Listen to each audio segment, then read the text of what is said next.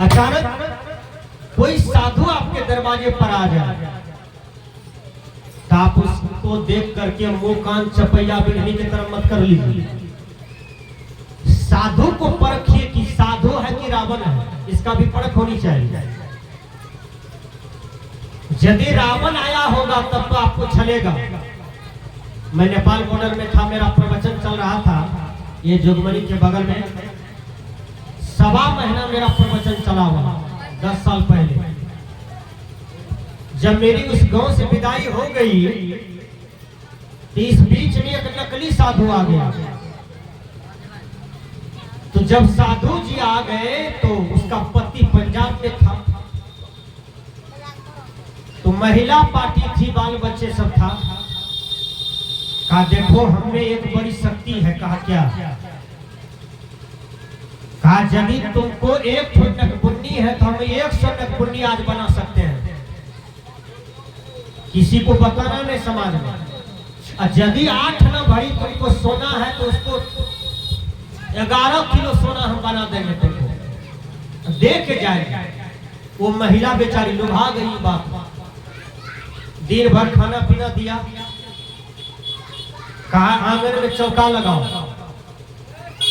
चौका लगाया 12 बजे रात में। कहा जितना टका पैसा सोना चांदी है सबको निकाल के थड़िया में रखो, अगरबत्ती जलाओ। चलो तुम बैठो नया साड़ी पहन करके यहाँ बैठा। कहा मंत्र पढ़ो। मंत्र पढ़ा। अब ऐसा क्या केमिकल था उसके नाक में सटा दिया, उसको नींद आ गई।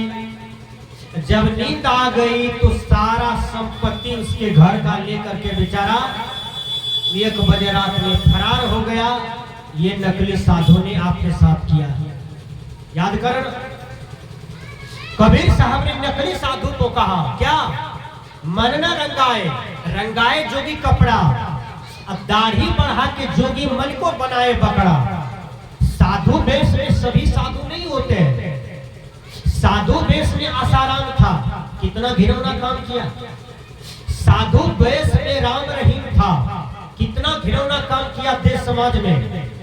साधु वेश पहन करके रावण गया था, सीता का अपहरण किया और फिर साधु का चोला खोल करके फेंक दिया, फिर रावण का रावण बन गया।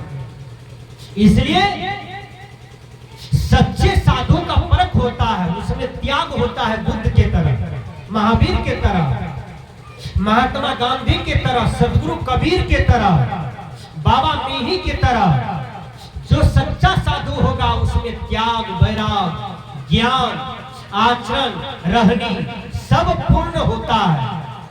जैसे आधा घड़ा पानी लेकर के कपार पर चलिएगा तो आपको परेशान कर देगा, ये गला दुखेगा। वही घड़ा को पूरा पानी लेकर के कपार पर चलिए तो आपको कुछ नहीं होगा, आवाज भी आएगा तो बड़ा बोल्ड आवाज निकलेगा घड़ा से। उसी प्रकार जो सच्चे साधु होते हैं समाज सुधारवादी होते हैं, राष्ट्र सुधारवादी होते हैं। इसलिए जब साधु आ जाए, सच्चा साधु, तो करना क्या चाहिए? तो उसका चरण पखारना चाहिए। ध्यान से सुनिए, साधु की चरण में कितना शक्ति है मैं बता देता हूँ। गुजरात में एक बूढ़ा मर रहा था, उसके पास 2 बेटा था, सच्ची घटना बता रहा हूँ।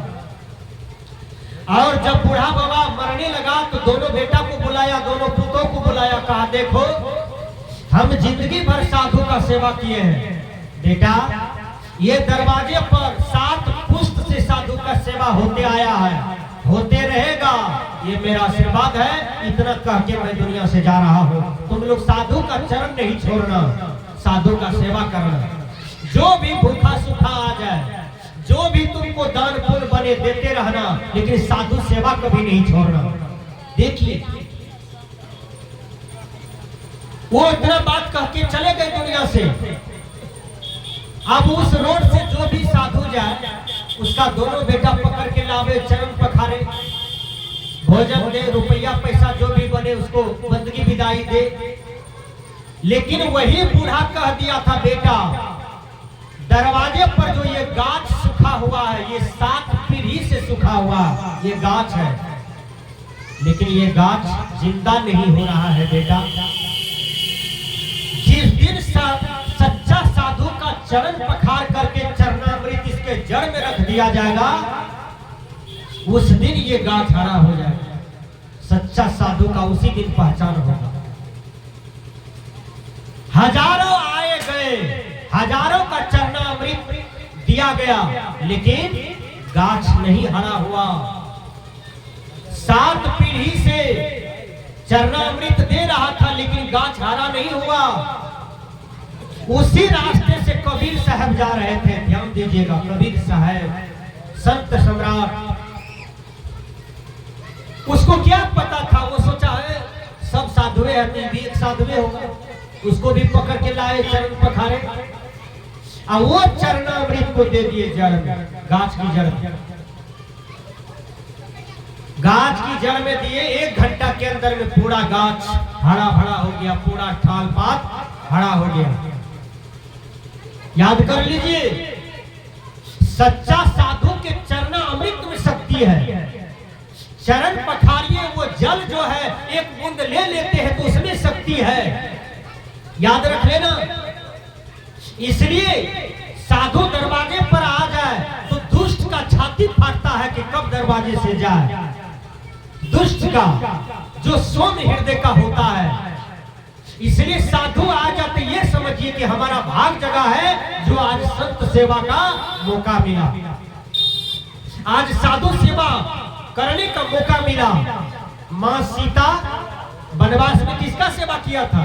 साधु का सेवा किया था। द्रौपदी को 5 पति आगे में बैठा था, द्रौपदी का साड़ी खींचने लगा।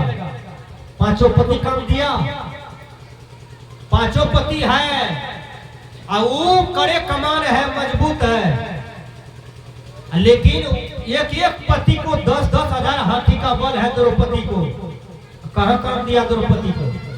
द्रौपदी चिल्ला रही है, रो रही है, उसको दुशासन घसीट रहा है बाल पकड़ करके। द्रौपदी कहता है, हे भगवान, कोई तो रक्षा करो इस अबला का, लेकिन कोई नहीं बचाया। द्रौपदी को किसने बचाया? बोलिए। द्रौपदी को ऋषि साधु का आशीर्वाद बचाया। जब पराशर मुनि गए थे नदी में स्नान करने के लिए, उसका नगोटी खुल करके पानी में गिर गया, और द्रौपदी अपनी साड़ी को चीर करके नगोटी बना करके दिया था। पराशर मुनि निकले और दोनों हाथ कपार पर दे दिया द्रौपदी को, कहा बेटी जाओ, तुम्हारे देह पर सब दिन साया साड़ी ब्लाउज रहेगा, तुमको कभी कभी नहीं रहेगा। वही ऋषि का याद किया, उसके बाद उसको तुरंत साड़ी पहनना शुरू हो गया। लेकिन पति काम नहीं दिया, द्रौपदी के कर्म ने द्रौपदी को काम दिया, द्रौपदी के पुण्य कर्म ने द्रौपदी को काम दिया। इसलिए कर्म पर विश्वास रखें, आप जैसा दान पुण्य करेंगे वैसा ही आपके पास फल आएगा। इसलिए संत कहते हैं